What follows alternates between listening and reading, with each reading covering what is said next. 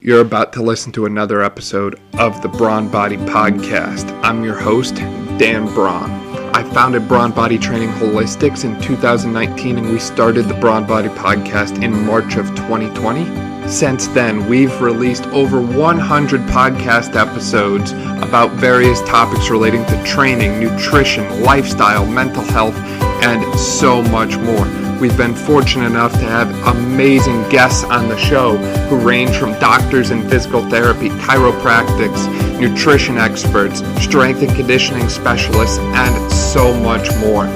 This podcast is your new one-stop shop for motivational content, health and fitness content, training advice, insight, and wisdom that you can get nowhere else. Welcome to the Brawn Body Podcast. Thank you for joining us. Enjoy the show.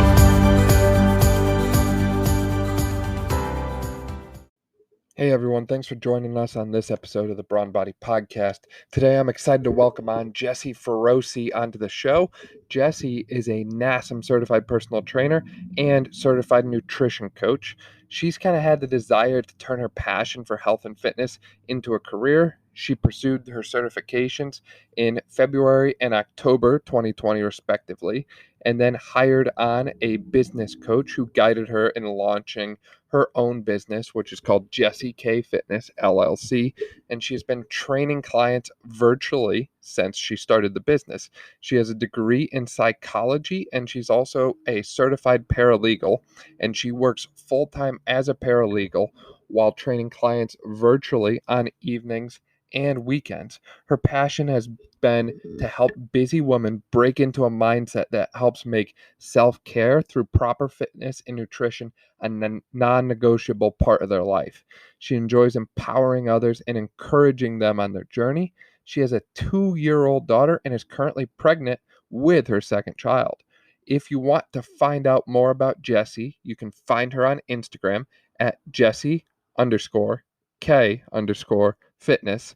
And you can also check out her website, jessekfitness.com.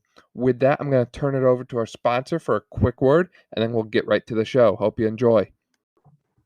Jesse, welcome to the show. Excited to have you on. Excited to be here. Thank you. So as we were discussing kind of before we started recording this episode, and in some of our previous podcasts over the course of the past couple months, we've discussed some of the alarming stats that we see in the health of Americans, and of specific concern has been our nation's youth. A lot of children are seeing huge increases in obesity rate, cardiovascular and cardiometabolic disease risk factors, literally in children.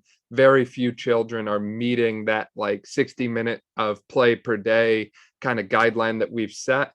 And it kind of dawned on us that we haven't talked about the role that pregnancy plays in the health of a child, and what those first 9 months before they enter the world, how that has such a lasting impact on their health and wellness.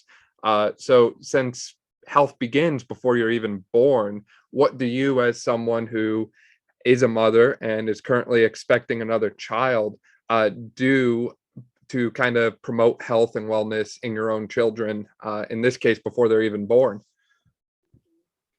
I mean, I definitely think the habits start with the parents. So, in general, in terms of just with my daughter, I don't give her soda. I don't really give her juice. Very minimal amounts of juice. I try to feed her and give her things that will give her all the nutrients she needs. And, I mean, yes, she watches TV, but I try to encourage her, to go outside, to play. And I just think that I didn't grow up drinking soda. I didn't grow up eating fast food. And so I don't even like fast food, because I wasn't raised eating like that.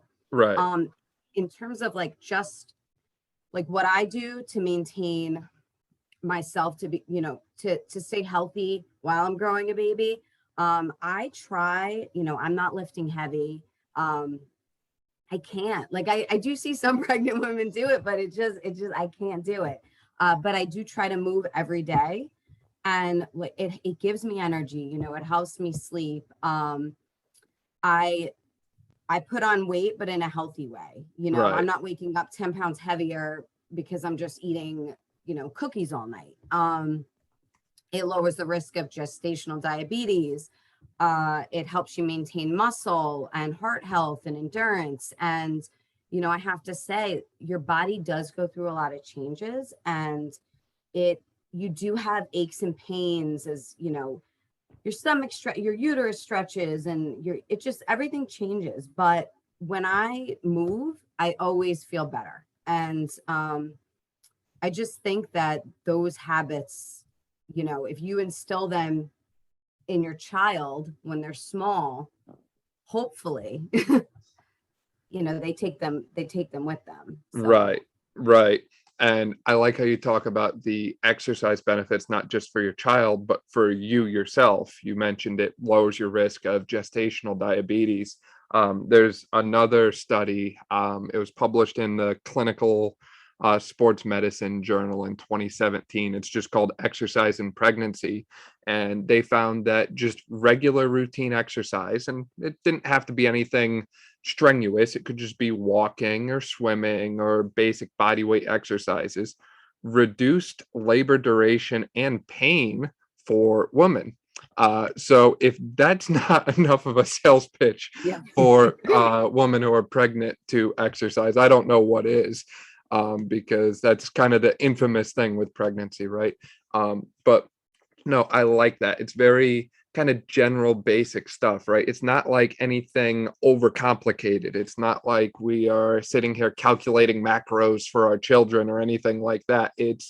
There's stuff we know is good, and there's stuff we know that's not good. And we're going to avoid the things that aren't good and do the things that are good. And I like too, how you mentioned with exercise, right? It's just promoting play. It's promoting getting outside. And that's something you do for your child that you have right now, your daughter. And that's something that you're kind of promoting for your child who's currently on her way into the world.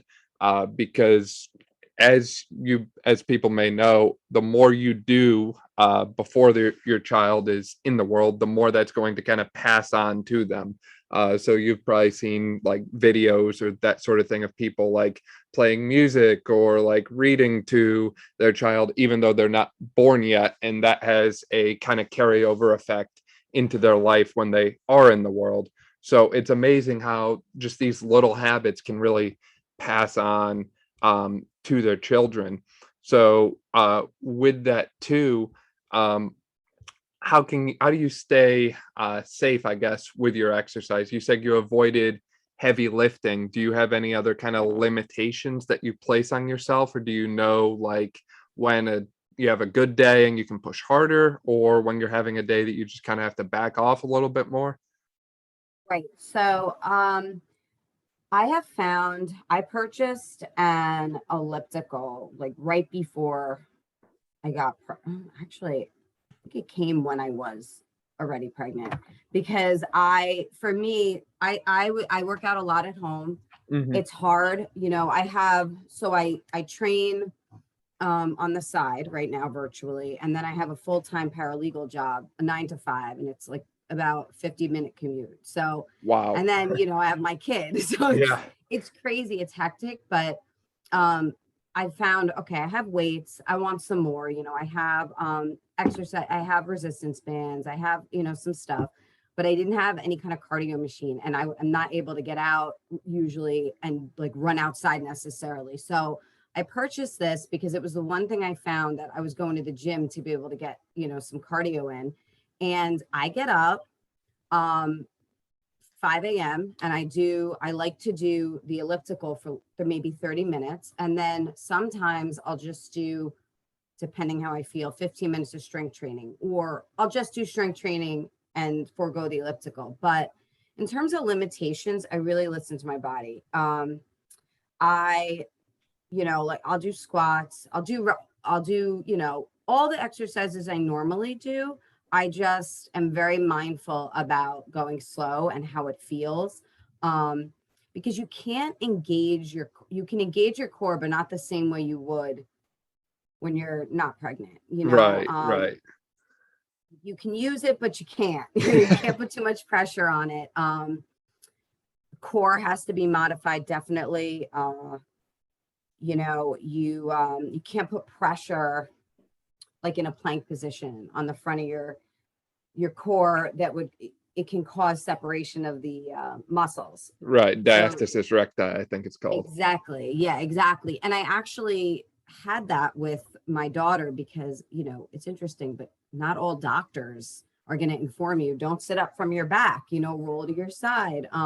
Don't do these exercises, and I was just sitting up from my back, my whole pregnancy, I'm using my stomach, and I had it and I was able to repair it. But I'm very mindful about just doing a lot of breathing exercises, engaging pelvic floor, diaphragm, and transverse abdomen. I'm saying that right? Yep. And it's kind of like you're just pulling everything in, and it's like your corset, Right. So I do a lot of that. Avoid exercises on your back, really. I tend to do, honestly, most of my exercises standing up. I might do some glute bridges or something like that with my back against like a stability ball. Mm-hmm. But I think it's one, you don't want to start something new without talking to your doctor. So if I wasn't doing strength training before, I'm not going to just start lifting weights during pregnancy. It's very important to like discuss something, getting into something new. You're not trying to, transform your body while you're pregnant. For me, it's just staying healthy, feeling strong, and just moving. I do find that the low intensity cardio and just light weights is perfect for me. Mm-hmm. And I take a walk during lunch. Like that's another way I get up and move because I'm sitting all day. So right. Regular movement. And I like how you brought up kind of that role and function of the core, because a lot of people, when they hear core, especially if they're new to working out or fitness, they think of like abdominals, things that you can see. Right. They don't often think about what lies underneath. And while we aesthetically look at the core and we think of rectus abdominis and obliques because that's what's appealing, there's so much more underneath that. So you mentioned the transversus, which is kind of that internal corset or internal lifting belt, if you will, because that modifies your abdominal pressure. But you also mentioned the diaphragm and the pelvic floor, and that kind of forms like the top and bottom of the core. So that core is kind of that whole abdominal cavity. And I like to compare it to like a soda can, for lack of a better way to put it. So the top being the diaphragm, bottom being the pelvic floor, TA wraps around.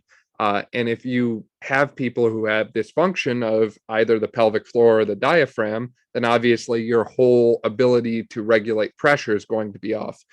So I like how you mentioned like just basic diaphragmatic exercises, like just breathing. Not only is that going to help your core indirectly through improving your ability to monitor abdominal pressure, but that's going to have so many beneficial health effects for your child and your pregnancy as a whole, because we know that breathing helps to reduce your stress level. And if we know one thing, it's that stress is not good. So for anyone, so keeping that kind of at a lower level is obviously extremely beneficial for you, your child, everything. What exactly do those breathing exercises, breathing techniques look like for you? So it's breathing in. Yep. And expanding, right? Expanding your stomach. Yep. And then breathing out and kind of like when you're breathing out, you're tightening everything. So it's slowly. I actually make that noise when I do it. I'm like, and I just feel everything like pulling together. And, I have to say, I didn't really know about that so much when I was, I wasn't, I think I had just become certified. I'm trying to remember if I had her yet, but I didn't know so much about the breathing exercises when I was actually pregnant with her. And I never did that. Even with exercising, I hadn't, because when you're lifting weights, it's the same thing with using your core and breathing. And I didn't do all of that. And I think that, it's something I can just do sitting down, there's like, so you can do it. I try to do it as slow as possible when I'm breathing out, and you will feel it. You know, you will feel your core muscles working when you do that. And like, you'll feel everything. It's not exhausting, but it definitely, it's a workout in itself, you know, and if you incorporate that with, that's really all that I'm doing right now for my core is just the breathing. Yep. There's really not much more. I'm just trying to keep it from separating too much. And I do have some separation. I think some of it is just your body, genetics. I had it before, so it's probably just happens easier. Yep. But, you know, after pregnancy, the breathing and then a lot of stability, core exercises is kind of what got me back to not having that gap, you know, and just repairing it. So that's actually how I train a lot of my female clients who have had kids too. Yep. Because, yeah, I was going to ask you next, is there any exercises that you would avoid for someone who's just recently had a kid, had a child? Is there anything that you're like, okay, we're going to just not do that for a while? Definitely, like I wouldn't do planks. I wouldn't do crunches. I would focus on the breathing, toe taps, you know, alternating leg lifts, not both legs, because it's, you know, the lower back, you're not going to be able to keep it on the ground. Right. You know, I have a client that did have some separation. When she had seen a pelvic floor specialist, she did have some, and we just focused on like so much of just those stability exercises, and we progressed into a plank, you know, in terms of like she would do it on her, just go on her knees and kind of push her body forward. And we just did a lot of modifications, and now it's pretty much, she doesn't really have it anymore. We're able to do planks, you know, we're able to do crunches, bicycles, all that. But I think it's just really feeling your stomach when you're doing it too, and seeing, you know, you can feel the gap kind of close when you're breathing and you're pushing your lower back to the ground. You can kind of feel that. And a lot of it is stopping and asking. Mm-hmm. Right. That makes a lot of sense. And if one thing stands out to me about that, it's the importance of, if you are someone who is trying to get fit or increase your overall health and well-being after a pregnancy, you really need to get to someone like yourself who has worked with those clients in the past, who is certified and has some kind of specialty, because a lot of times I see people try and kind of cut corners, right? They go online and they Google something like core exercises, and what do? They get things like the plank, like the side plank, like the crunch, and they jump right into it. And instead of just, you know, spending a couple $100 out of pocket and getting the right information the first time, they end up spending a lot more and paying for it with more detrimental health effects because of what they did, and they didn't know that it was the wrong thing to do, right? They just went to Dr. Google. So I think that really stands out to me there personally, just the value that you can get by going to someone who has that expertise. Just save yourself the little bit of heartache. And kind of with this too, we've been talking a lot about core and abdominals, and obviously everyone's familiar with the famous phrase, abs are made in the kitchen. So with that said, you said that you've gained a little bit of weight being pregnant, which we would obviously expect, you're pregnant. But it's been like healthy weight. It's been the good kind of weight. So what's been your kind of personal nutrition approach for yourself during your pregnancy? So I think if I'm training and I have a specific goal and it's or physique in mind, or, you know, I'm more about my macros. I'm more, you know, on it. But right now I do log my food because I was doing it prior to pregnancy. I like to know what I'm putting in my body. I like to see, okay, this is how much protein I'm getting. For me, I am pescatarian, and I do sometimes struggle if I'm not prepping enough to get the protein that I need. When I'm not pregnant, I will supplement with a protein shake here and there. But, you know, they're not FDA approved. It's not really recommended by my doctor. So I do listen to that. But so I have to get it from whole food sources. So, in terms of nutrition, I'm lucky.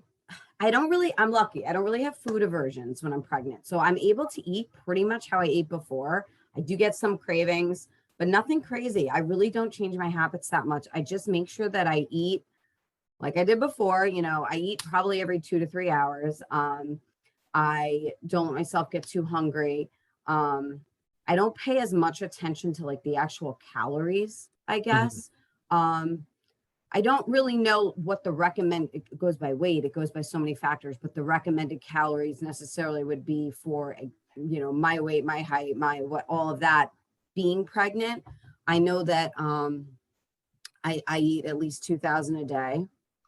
And I try to keep my protein. I try to get about 90 grams of protein.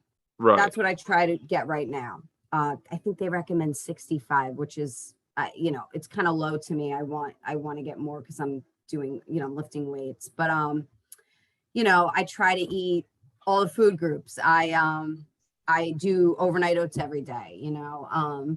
I try to plan my meals so that I am getting what I need as opposed to just grabbing stuff on the go. Right. And there's value in that consistency too. Just doing the same thing regularly. Your body's not something that adjusts well to change right away. So if one morning you eat oats and the next morning you eat eggs and the next morning you eat French toast, that's sending very different signals to your body every day, as opposed to just doing the same thing over and over, or similar things over and over. So definitely value within that consistency. And although, like you said, exact caloric numbers are going to vary for people, in general, if you are pregnant, you're probably going to be eating a little more than you would before because you're now sustaining a little bit more than you were before. So that's kind of expected. That's interesting, though, that you do it with the pescatarian diet. So for those who aren't familiar, that's basically a vegetarian who eats fish, correct? Okay. Yeah. So is there any like certain fish or seafood that you kind of gravitate towards more than others, or do you tend to fall more plant-based most of the time? So I probably eat fish like twice, like 2 to 3 times a week at this point. I have like my other options. I love veggie burgers. I like to get ones that do have at least, I think the ones I have maybe like 15, 17 grams of protein in them.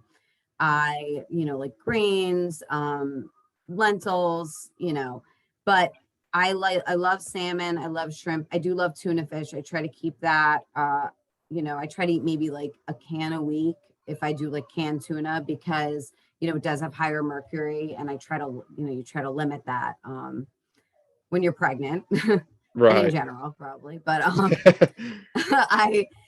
so I think salmon is great, and, shrimp, but the reason I went pescatarian years ago was because I had high cholesterol, and it was hereditary. It wasn't something that like I always ate very clean, but it was just something that was kind of passed down. Yep. And I was able to get it down by going pescatarian and being even more mindful. So I've just always maintained that since then. And so I do try to, I'll do shrimp, but I cook it in olive oil. I try not to cook it in. Right. Right. But like, I'm just more mindful about the way things are prepared. And yeah. And that speaks volumes to what William and I talked about in last week's podcast. So we were talking about the importance of kind of self-experimentation with health and fitness related things, right? Like an exercise or a nutrition approach. Everyone is going to respond differently to whatever kind of thing you're talking about. So one person might do squats and feel it in their quads. One person might do squats and feel it in their glutes. One person might go with the pescatarian diet like you did and see great changes in their cholesterol. I had a similar problem where my family has a hereditary problem with cholesterol, and I went a slightly different route, and I went more towards the keto, paleo, carnivore-ish end of the spectrum. And while my LDL didn't change a whole lot, my HDL went way up. So I still had high cholesterol, but I had a lot more of the good cholesterol to balance out the bad. So everyone's body is very different. And it's important because, again, I tend to be biased towards my own ways. So it's important to kind of hear all ends of things. Like you said, in your case, the plant-based approach worked very well. And I guarantee you there's going to be people listening to this who could benefit from going towards more of a plant-based approach. So it's very important to keep that open mind and try different things, especially when your body's sending you warning signs that things are not right. So if you're waking up and, you're tired, you don't have as much energy as you'd like, maybe you're starting to get some headaches and just achy, sore, not recovering. Those are the times that you want to kind of step back and reassess things. Like, what am I doing that isn't good right now? Or is there a certain trigger that, after I eat this, I feel this way? And kind of tease out like, hey, maybe I should try taking this out. I thought William's discussion last week was on point. So he was someone who had GI problems after he ate eggs. So he stopped eating eggs, and what do you know? His gut problems resolved. So just that kind of, like we said, simplicity, just kind of tease things out, play around with it, and find what works best for you. So kind of going along with that too, as we've talked about with eating and pregnancy, women are kind of destined to gain a little bit of weight because they are pregnant. So is that something that a woman should fear? Should they be afraid that they're going to see that number on the scale go up from being pregnant? I don't think it's something. So, the baby, the fluid, everything is going to add. You're going to gain weight. It's just going to happen. Now, I think that you should take the approach probably like, okay, I'm not going to restrict myself. I'm not going to try to not gain the weight I need during my pregnancy. But I'm also not going to eat everything in sight just because I'm pregnant and it's okay. Right. I'm a sucker for sweets. I love cookies. I do. And so I let myself have the things that I want in moderation. I let myself have treats, but I'm not eating, like a whole thing of ice cream. I'm maybe having, a serving, or I get these huge cookies. I'll have half a cookie, and I still make sure I eat a healthy meal before I have that. So I'm not hungry and eating more of the junk than the food that's giving me, the nutrition that I need. Mm-hmm. I think that it's important to try to have a healthy outlook. So if you're someone who struggled with an eating disorder before, it might be hard to see that number go up. And, maybe you need to talk to your doctor about that so they can tell you this is a healthy amount to gain, this is what you should be eating. This is how, maybe you do need to know calories you need to eat if that's the case. But I just think really listening to your body Yeah. tells you when it's hungry, there are some days that I am so hungry and I listen to that. I find I'm super hungry in the morning up until like 12 or 1. And then I'm kind of okay. It's just in the morning and through lunch, I just need more food. So that's when I eat more food. I eat a smaller dinner. I just, I don't think you should be scared, but I also don't think you should say, okay, it's okay to gain 100 pounds. Like you have to, because getting back after that and the health issues you may have, and it's going to be really hard, Right. So after pregnancy, how long might it take someone to kind of get back to their kind of pre-pregnancy health status? I think that if you maintain a healthy amount of weight gain during pregnancy, like I had a cesarean birth with my daughter, and I couldn't work out for 6 weeks, which is really hard. It's hard. I'm dreading that again because I'm gonna have to have another one. But I, you know, I listened to my body. So I started with when I was able to start moving, I started with stability, and I worked my way back to, I went through the OPT model basically. And I kind of just, I think with, if you're nursing, you need more calories. You need to make sure you're getting the nutrients for the baby. So there's a lot of factors that go into it.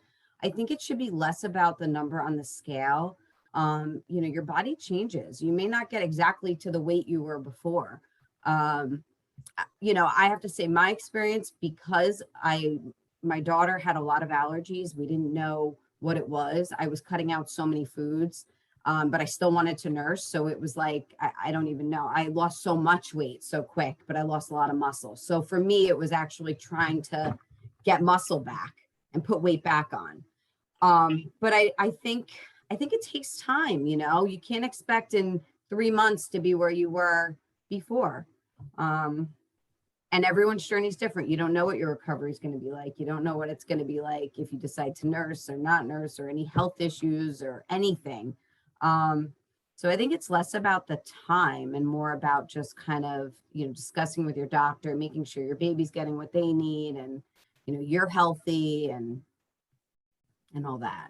Right. And I'm sure that's probably extra hard when you consider the fact that you've now got, a constant 24/7 kind of like worry mode in the back of your mind, right? Like, oh my gosh, the baby's crying. What is going on? And, that's probably happening at all hours a day, whether it's, 9 in the morning or 1 in the morning, or 11 at night or 11 in the morning, or so on.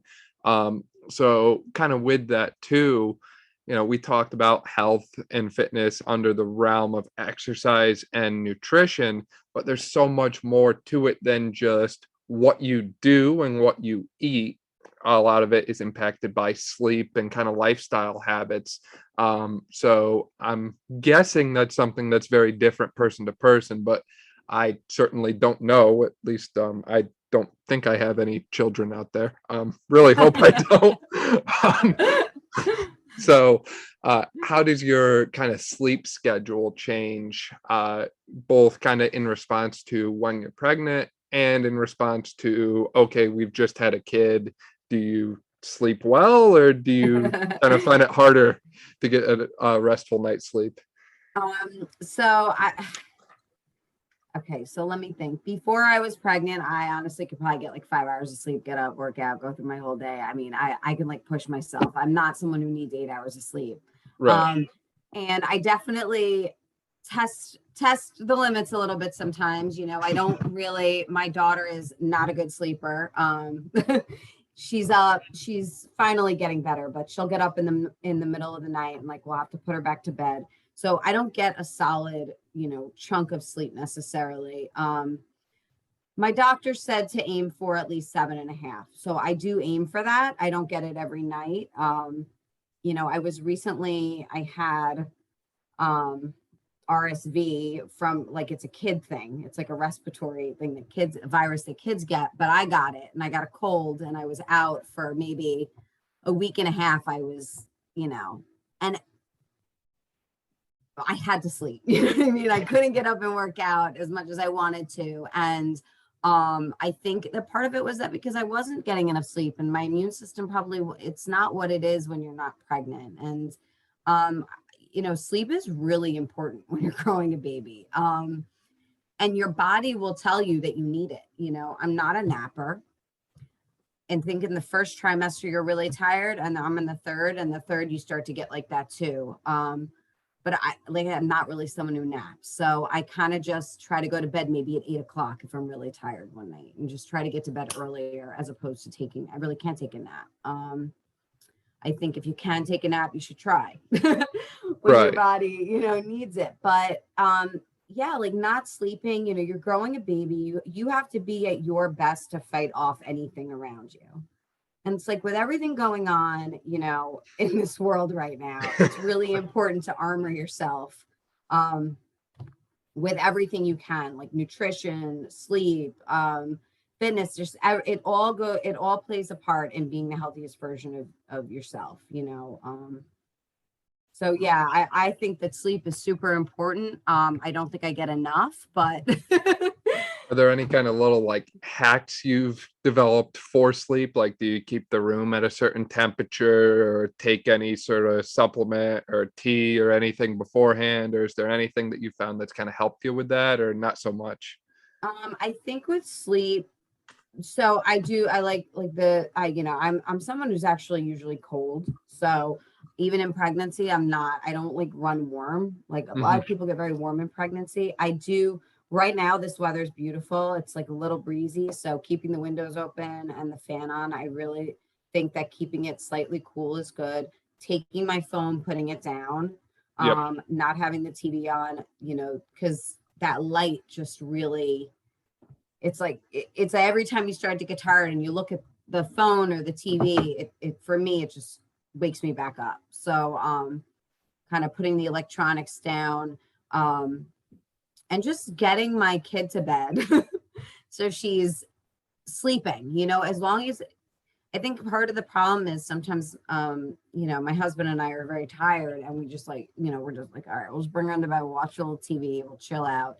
But it's really getting her to bed so that I can get a restful sleep, prior to trying to go to bed, get everything done. So plan my food for the next day, put my phone down, get her to bed so I can relax, without her talking to me. And it's just finding a routine that's helped me with that. Right. And that routine seems to focus on taking anything stressful and just putting it kind of at bay, so to speak. So outside of sleep, and we talked earlier about kind of the breathing and the role that plays in stress management. Are there any other kind of like lifestyle habits that you've kind of adopted, so to speak, that have helped you along your kind of journey with this? So whether that's the, essential oil craze or supplement or just any kind of lifestyle factor that you found really helps you. So I have to say, I'm big on tea. Yep. I like to have a cup of tea at night. Herbal tea. I find that calms me. I don't think I mentioned this before, but like I used to use like stevia and just different types of sugar alternatives. And I cut all of that out. I don't chew gum anymore. If I'm going to have sugar, I do like sugar in the raw, or I do, I try to keep my eating clean, because I will tell you that when you're pregnant and all the changes your body goes through, your stomach, everything, everything affects you differently. And that the artificial sweeteners and or the natural, artificial sweeteners, whatever, those really gave me stomach aches, and that's hard to sleep. So when your stomach hurts, you're pregnant, it's, it all kind of disrupts it for me. So that was a big one. Just, I don't eat anything just because, to cut calories, or I don't do any of it. If I want something sweet, I eat something sweet with the sugar, and, I'd rather the extra calories not get the stomach ache. And then when it comes to going to sleep, I'm not sitting there with a stomach ache, so that's big for me too, is just eating foods that I know that my body can digest the way that it needs to. Right. So not a whole lot of spicy stuff then, huh? No, and I'm not huge on spicy stuff, a little bit, but yeah. All right. So last little thing that I really wanted to kind of hear your thoughts on is there's tons of discussion if you're part of any kind of online group or forum, or depending on who you are, who you're friends with and all that way, about what to do right after the baby is born. So some people will say, you need to get it vaccinated immediately. And some people will say, hey, we need to kind of chill out and wait like, 20 minutes, let them just kind of get a feel for the world and then go ahead. Some people will say you should wash your baby immediately. And I know personal friends who have had children and haven't washed them for 3 or 4 days after they were born. So there's a ton of kind of variability with what people think is best. And a lot of that comes back to their doctors too. Some doctors think one approach is better than others. So is there anything that you kind of find that you might recommend to someone, or recommend that they kind of look into and discuss with their doctor further? Or are you just kind of unsure on a lot of those things as well? So, you know, when I was pregnant with my daughter, it's our first, and we did all the classes, and I think that I really think when it comes to what you want to do and I think you need to do research and you need to talk to your doctor. So I think you need to do your own research, kind of learn about like the side effects of things, but the benefits. And I think same is true for everything, Right. because everyone's going to have an opinion, and I think you really need to, when you're looking stuff up, you're not going to look at blogs. You want to look at actual, a case study. You want to look at information that is going to, that has science to back it up, not just someone's opinion. Hmm. And, that's big for me. I listen to my doctor, we did our own research as well. For example, my daughter had, they believed it was a cow's milk allergy, and that can, exhibit itself with a toddler as having blood in their stool. So, it's scary as a parent. You're like, what do I do? And I was nursing her, and I don't really eat dairy. I really don't, not much, but I just was so mindful, and I was cutting so many different things out. And the doctor was saying, no, you don't need to cut out all these things. Like, let's try this. And I just wanted to, give her everything that she needed. And if I look at that now, maybe it would have been better to do start her on formula a little earlier. I don't know, maybe she would have gotten more nutrition from that, considering I'm cutting out all these foods. What is she getting from me? Hmm. So I think it's part of it's a learning experience. I think that same with nursing, it's like a personal choice. I don't judge someone because they don't want to do it. I think it's really like, yes, there's so many benefits to it, but I think that everyone has their own journey with it. And, I think it's got to be like a judgment-free zone for that kind of stuff. But, Right. we got her vaccinated, according to the schedule. And, I think with all that stuff, it's your own research and talking to your doctor. Yep. I don't feel like I know more than my doctor when it comes to that Right. personally, but I'm always open to new information. So, Right. And like you said too, you did a lot of your own research. And I think that's such an important thing that people often forget is, it's important to have a healthcare provider that you trust in your care and the care of your children. But it's also important to kind of promote your own autonomy in a sense and look into things, and don't be afraid to ask questions. One of my favorite things I ask my own doctor, probably drives him nuts, but I ask why. Why are you doing this? Why are you prescribing that? And it helps that I have a little bit of background from physical therapy school in things like pharmacology and pathophysiology and blood work and labs and imaging and all that stuff. But I like to hear someone's rationale. And you don't have to be someone who's like an expert to just ask why. Anyone can do that. And if your doctor can take the time, maybe it's only 30 seconds, to kind of explain things at a level that you can understand, I think that's kind of, personally, I think that's the golden ticket. Is if I'm someone who knows nothing about this, but they can explain with good rationale at a level that I can understand, then it seems like a good idea to me. So I always encourage people, just ask questions. There's no harm in asking and kind of getting that extra sense and peace of mind. Because like we said, there's a lot of stuff going on today, a lot of kind of thoughts, opinions, different schools of thought out there. And it can be stressful when, you're constantly hearing one thing is better and then you're hearing another thing is better. And it's just, there's so much going on that you can really kind of lose your sense and end up questioning your decision if you're not 100% confident in it. So I think it's best to just kind of have that extra peace of mind, and that's going to kind of carry over into other areas of your life, like we talked about before with stress and other things. So with that, Jesse, anything else that you want to add or share for our listeners today? I just that in terms of pregnancy, just try to enjoy it. You're gonna have good days and you're gonna have bad days.